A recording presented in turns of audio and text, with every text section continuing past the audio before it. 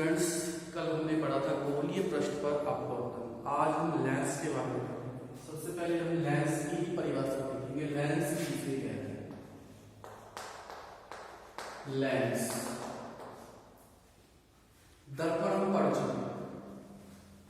जब दो दर्पण आपस में मिला देते हैं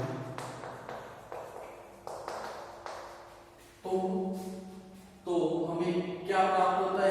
लेंस प्राप्त होता है। दो दर्पण मिला दें, एक दर्पण प्लस में दूसरा दर्पण, तो इनसे हमें जो रिजल्ट मिलता है वो किस रूप में मिलता है? लेंस के रूप में प्राप्त होता है। तो दो दर्पणों के योग से क्या बनता है? लेंस बनता है। ये तो है इसकी परिभाषा। अब देखते हैं लेंसों के प्रकार। सामान्यतः नॉर्मली जो लेंस है वो कितने प्रकार के होते हैं? दो प्रकार के लेंस होते हैं। नंबर एक उत्तल लेंस, नंबर दो अवतल लेंस। पहला तो है उत्तल लेंस और दूसरे नंबर का है अवतल लेंस। अब हमें कैसे पता चले कि यह उत्तल लेंस है और दूसरा अवतल लेंस है? तो सबसे पहले हम उत्तल लेंस लेकर चलते हैं। उत्तल लेंस किसे कहते हैं? देखिए उत्तल लेंस किसे कहते हैं? एक तो ये दर्पण लिया हमने और एक ये दर्पण लिया, दोनों दर्पणों को मिला दिया तो हमें क्या प्राप्त हो गया? लेंस प्राप्त होता है। क्या प्राप्त होता है? लेंस। और इस लेंस को हम कौन सा लेंस कहते हैं? उत्तल लेंस कहते हैं। तो क्या परिभाषा बनेगी? वे लेंस जो किनारों से तो पतले हैं, ये दोनों किनारे कैसे हैं? पतले, और जो बीच में से कैसा हो? मोटा, वो लेंस कौन सा लेंस कहलाता है? उत्तल लेंस कहलाता है। फिर से सुन लीजिए परिभाषा। वे लेंस जो किनारों से पतले और बीच में से मोटे हों क्या कहलाते हैं? उत्तल लेंस कहलाते हैं। उत्तल लेंसों को हम अभिसारी लेंस भी कहते हैं। इनका दूसरा नाम भी है, क्या है?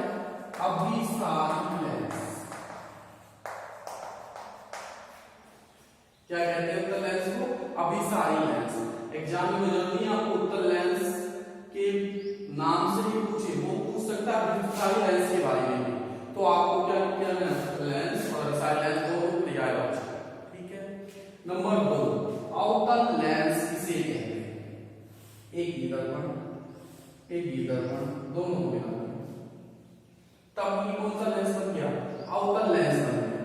जो किनारों से तो मोटे हो और बीच में से पतले हो वो कहलाते हैं अवतल लेंस। कौन से लेंस कहलाते हैं? अवतल लेंस कहलाते हैं। और इन लेंसों को, अवतल लेंसों को हम अपसारी लेंस भी कहते हैं। कौन से लेंस? अपसारी लेंस। तो अवतल का जो पर्यायवाची है क्या होता है? अपसारी। फिर से देखिए इसकी परिभाषा। वे लेंस जो किनारों से मोटे हो और बीच में से पतले हो अवतल लेंस कहलाते हैं। और इनका दूसरा नाम होता है अपसारी लेंस। ये आपतित प्रकाश को क्या कर देते हैं? अपसरित कर देते हैं, फैला देते हैं। तो ये क्या कहलाते हैं? अपसारी। और अभिसरित वो इकट्ठा, अवतल लेंस क्या कर देता है? आपतित प्रकाश को इकट्ठा कर देता है, इसलिए इसे क्या कहते हैं? अभिसारी लेंस भी कहते हैं। नेक्स्ट हेडिंग हमारी क्या है? नेक्स्ट है पतले लेंसों द्वारा अपवर्तन। काफी इंपॉर्टेंट टॉपिक है ये हमारा।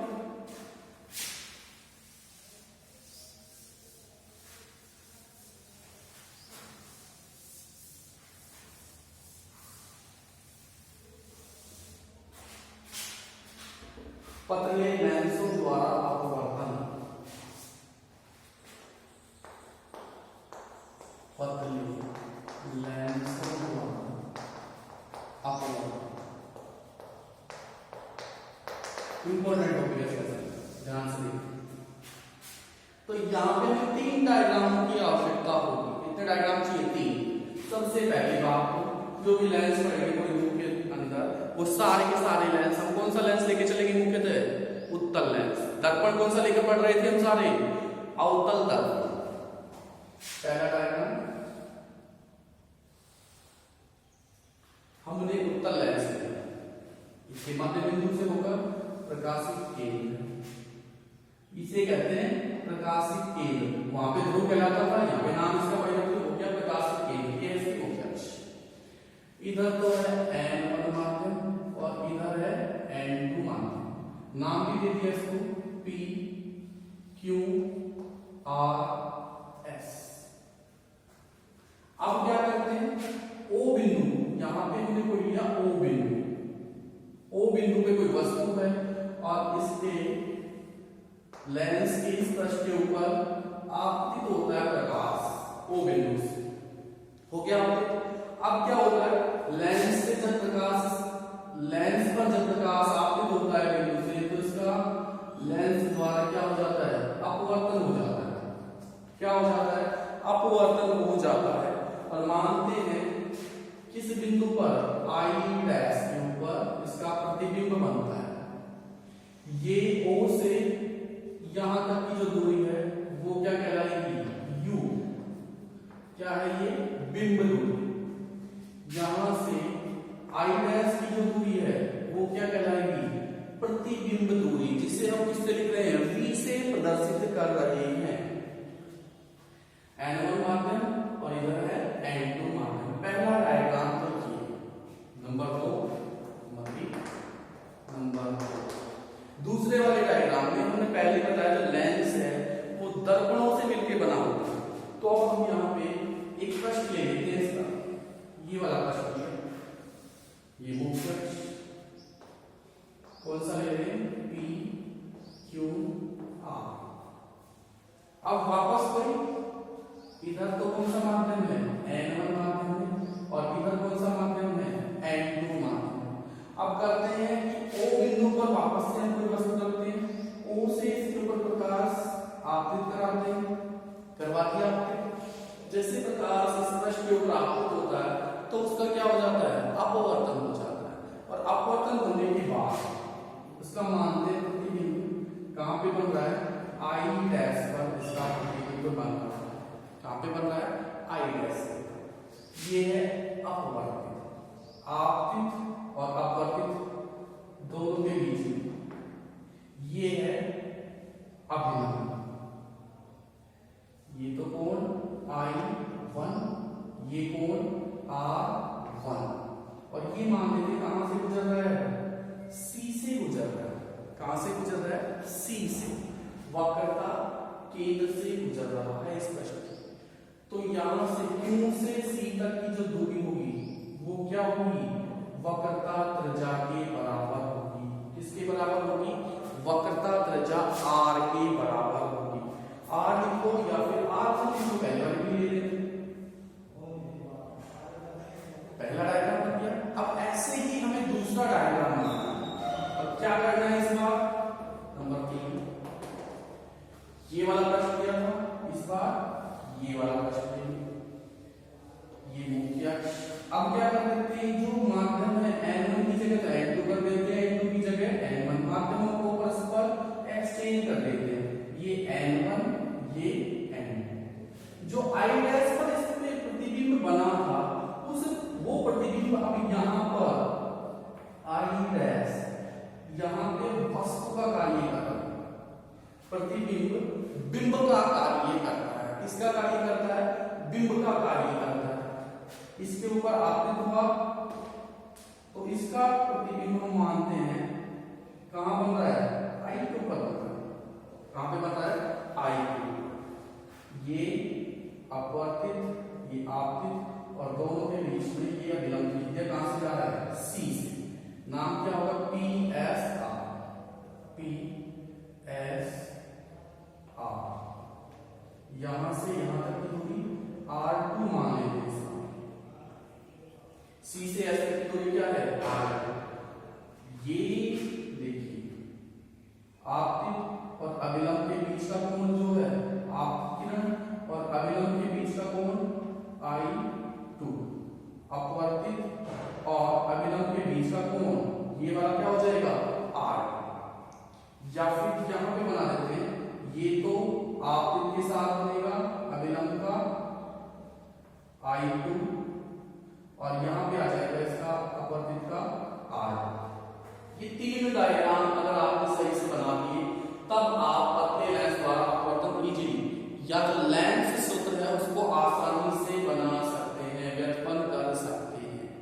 जो हमने कल पढ़ा था पृष्ठों पर अपवर्तन,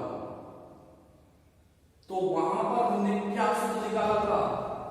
सबसे पहले हम सेकंड डायग्राम जो हमारे पास आया है वो क्या होगा? n2 अपॉन, ये याद होगा आपके, n2 upon v minus n1 upon u बराबर n2 माइनस n1 बड़ा देगा, और साथ में नीचे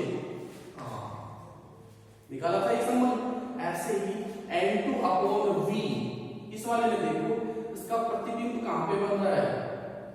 ये प्रतिबिंब की दूरी कितनी है? qi dash minus n1 upon u o q बराबर n2 minus n1 upon r, जो रेडियस है वक्रता त्रिज्या है r1 ले ले या r1 r2 दोनों बराबर आएंगे, तो नॉर्मली हम क्या लिख सकते हैं? r1 भी लिख सकते हैं और r भी लिख सकते हैं। तो ये हमारे पास इक्वेशन आ जाती है फर्स्ट, किरण आ रही सेकंड से, ऐसे ही किरण आ रही थर्ड से।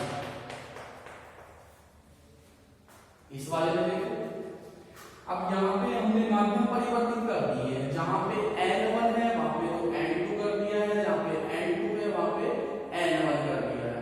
तब हमारे पास जो रिजल्ट आता है वो क्या आता है वो देखिए, r1 n2 अपॉन, यहाँ पे qi क्या था? प्रतिबिंब दूरी थी, तो यहाँ पे क्या लिख देंगे? बिंब दूरी हम लिख सकते हैं। यहाँ पे बिंब दूरी क्या है? si dash minus n1 upon OQ, यहाँ पे OQ क्या था? बिंब दूरी थी। अब यहाँ पे जो बिंब दूरी है, सॉरी si आएगा बिंब दूरी, तो प्रतिबिंब दूरी यहाँ पे प्रतिबिंब की जगह बिंब लगा दिया, बिंब क्या आया? si डैश लिखा, और यहाँ पे OQ बिंब है तो यहाँ पे प्रतिबिंब की si आएगा, si बराबर n2 की जगह n1 minus n2 upon r2। ये आ गई हमारे पास इक्वेशन नंबर 2। क्या आ गई? Equation number 2। अब हमें ये देखना है pi dash, sorry qi dash और si डैश, ये दोनों, इन दोनों का मान कैसा आना चाहिए? समान आना चाहिए, इन दोनों का मान समान प्राप्त होना चाहिए। तब हमें देखना है कि हमें क्या मान प्राप्त होते हैं। ये चिन्ह भी परिवर्तित हो जाएंगे सब,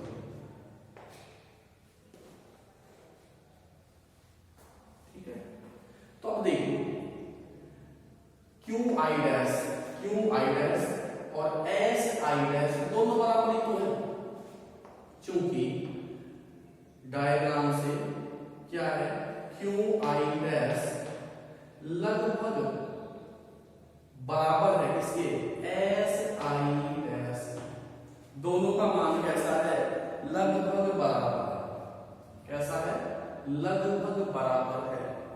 तब हमें ये देखना है कि इनका मान क्या प्राप्त होगा। समीकरण 1 और 2 से, 1 व 2 से, दोनों समीकरणों को हम जोड़ दें, समीकरण 1 प्लस में समीकरण 2। जब इन दोनों समीकरणों को हम जोड़ेंगे और si डैश और qi डैश दोनों का मान लगभग कैसा है? समान है। तो जब हम जोड़ेंगे तो ये प्लस का ये माइनस का दोनों कैसे हो जाएंगे? कैंसिल आउट हो जाएंगे, जो बच जाएगा वो लिख लो, minus n1 upon OQ plus में n1 अपॉन si बराबर n2 माइनस n1 कॉमन ले लिया, तो यहाँ पे क्या बचा? 1 अपॉन r1, यहाँ पे क्या बचा? माइनस 1 अपॉन r2, और इसको दे दी हमने इक्वेशन नंबर 3। आ गया समझ में? समीकरण 1 और समीकरण 2 दोनों को जोड़ दें और यहाँ पे हमने पहले ही बता दिया क्यू आई डैश लगभग बराबर है एस आई डैश के। तो ये प्लस का ये माइनस का दोनों कैसे हो जाएंगे, कैंसिल आउट हो जाएंगे, जिस वजह से ये आपस में कट जाएंगे और जो बचेगा वो हमारे पास इक्वेशन नंबर 3 प्राप्त हो जाएगा। अब इससे आगे देखिए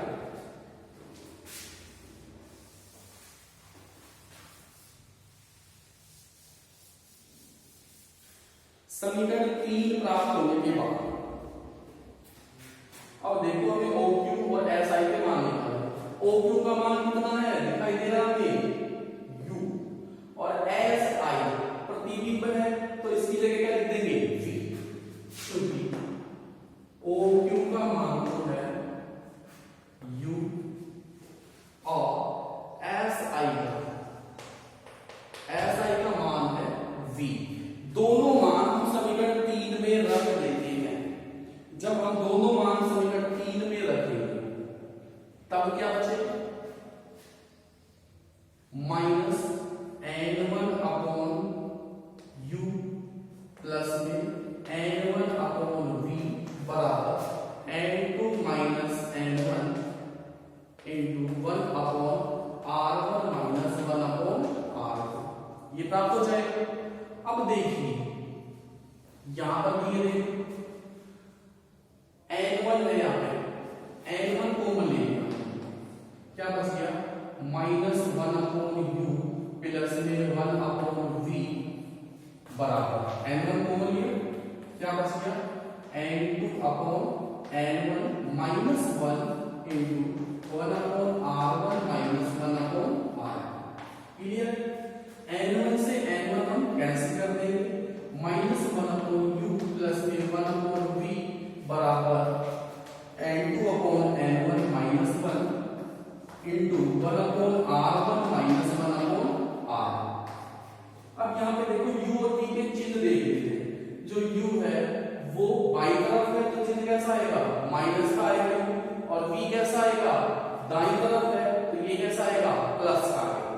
तो यहाँ पे u का चिन्ह तो लिखेंगे हम माइनस का, प्लस में 1 अपॉन v, v कैसा है प्लस का, n2 upon n1 minus 1 upon r1 minus 1 upon r।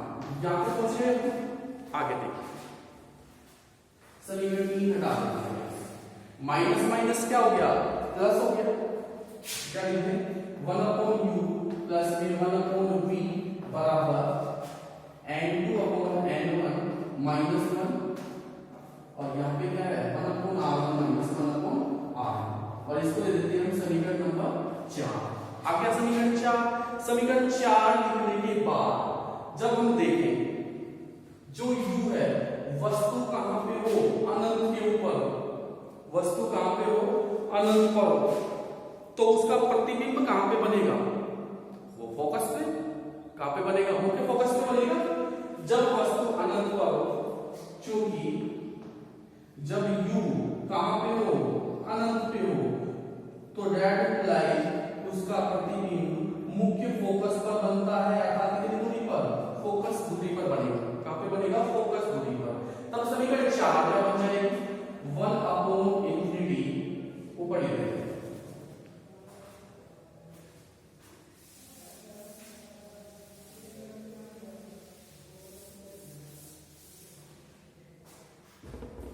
क्या बनेगी समीकरण 1 अपॉन इंफिनिटी प्लस में 1 अपॉन v की जगह f बराबर n2 upon n1 minus 1 into 1 upon r1 minus 1 upon r। 1 upon infinity क्या मान होता है लगभग 0, तो 0 में ये जोड़ेंगे तो वापस से क्या प्राप्त होगा 1 upon f is equal to n2 upon n1 minus 1 upon r1 plus minus 1 upon r, और इसे दे देते हैं समीकरण नंबर 5। समीकरण 4 और समीकरण 5 की हम तुलना करवा दें, क्या करवा दें तुलना करवा देते हैं। तो समीकरण 4 व 5 की तुलना करवानी, जब हम तुलना करवाएंगे देखो दाएं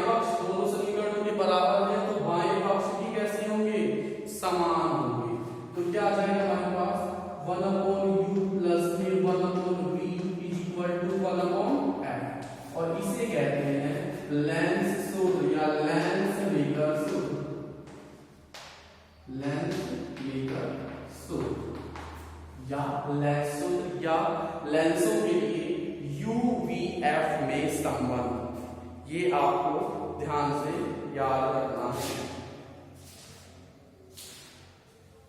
ठीक है, नेक्स्ट टॉपिक है हमारा लेंसों की रैखिक आवर्धन क्षमता, या लेंसों के लिए रैखिक आवर्धन का मान कितना प्राप्त होता है। देखिए इंपॉर्टेंट टॉपिक है, ध्यान से याद रखना है।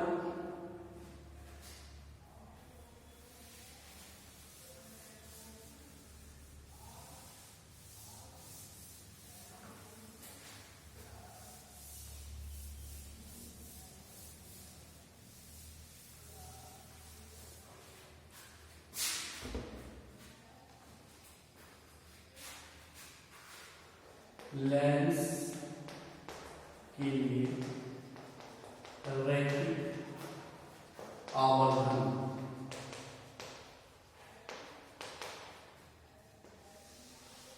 क्या होता है? लेंस के लिए रैखिक आवर्धन, सबसे पहले बात जो रैखिक आवर्धन है जिसे कहते हैं मैग्निफिकेशन पावर, किससे लिखते हैं? स्मॉल m से लिखते हैं।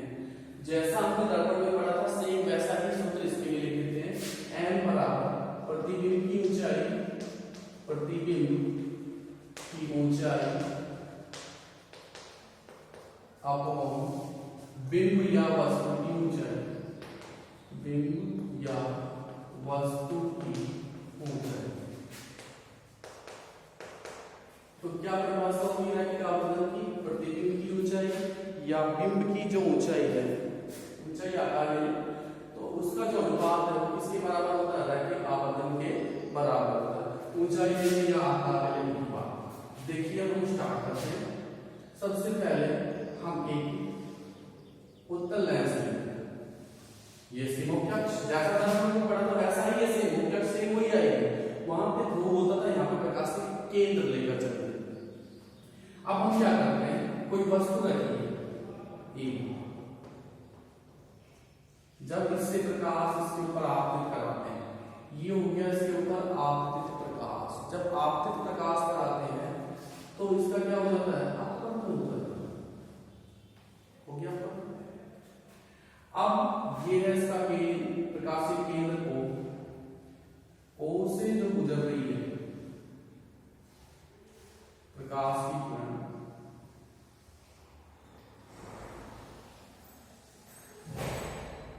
ये काट रही है यहाँ पे, ये बन गया इसका B डैश A डैश।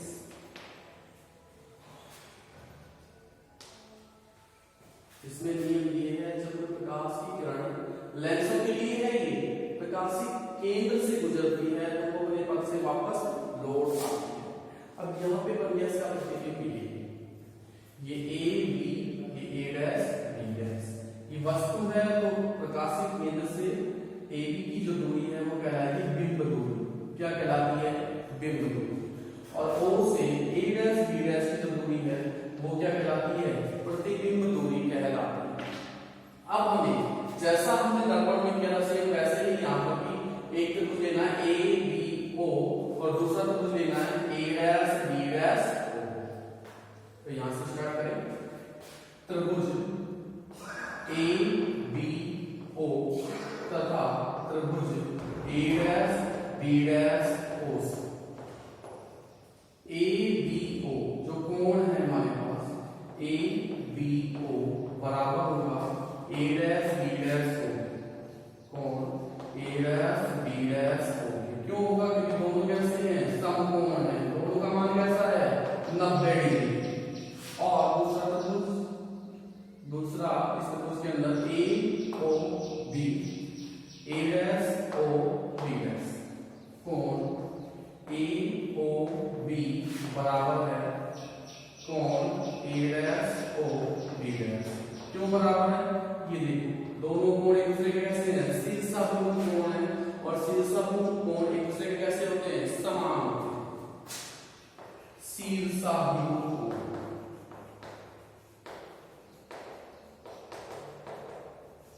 दो कोण बराबर हो गए, एक तो ये वाला कोण, ये वाला कोण, इसका ये वाला कोण और इसका ये वाला कोण। जब किसी त्रिभुज के दो कोण समान हो तो तीसरा कोण अपने आप ही क्या हो जाएगा? समान हो जाएगा।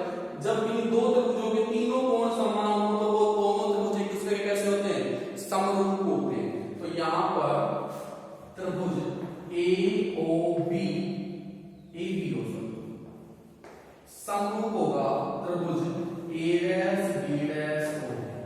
हो गया, तीनों कोण समान है, इसके तीनों कोण इसके तीनों कोणों के समान है। तो जब दो त्रिभुज परस्पर समरूप हो तो उनकी संगत भुजाओं का अनुपात भी समान होता है। ये प्रमेय हम पहले पढ़ चुके हैं छोटी क्लास में। जब दो त्रिभुज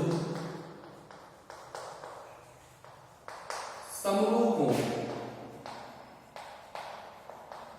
तो उनकी संगत भुजाओं का अनुपात,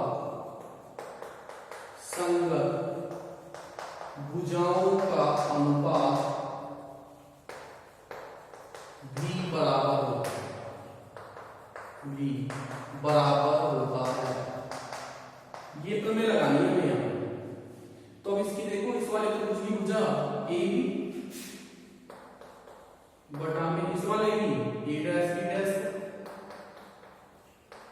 बराबर इस वाले की बी ओ और इस वाले की बी डैश ओ। आ जाएगी यहां पे ए बी और upon A dash B dash का मान कितना प्राप्त हो गया हमें, B O upon B dash O. अब यहां पे A B upon A dash B dash बराबर बी ओ का मान कितना है यू, बी डैश ओ का मान कितना है वी। लिख दिया। अब हमें चिन्ह देखनी है। ए बी मुख्य अक्ष के ऊपर है, कैसा आएगा धनात्मक। ए डैश बी डैश मुख्य अक्ष के नीचे है, कैसा आएगा ऋणात्मक। यू बाईं तरफ है, कैसा चिन्ह आएगा माइनस। वी दाईं तरफ है, कैसा चिन्ह आएगा प्लस का। तो क्या बनेगा ए बी प्लस का, ये माइनस का, ये माइनस का, ये प्लस का। माइनस से माइनस क्या हो जाएगा, कैंसिल हो जाएगा। जो बचेगा वो क्या आएगा A B upon A dash B dash बराबर यू अपॉन वी। या हमें इसकी रैखिक आवर्धन क्षमता निकालनी है, किससे लिखते हैं एम से। क्या होता है प्रतिबिंब की ऊंचाई, यहाँ पे क्या है ए डैश बी डैश, बिंब की ए बी। इसको हमने पलट दिया, ए डैश बी डैश ऊपर ले गए, ए बी नीचे ले आए, ये पलट जाएगा। क्या मान आएगा v अपॉन u। तो रैखिक आवर्धन का क्या सूत्र होगा लेंसों के लिए, m बराबर a dash b dash upon a b बराबर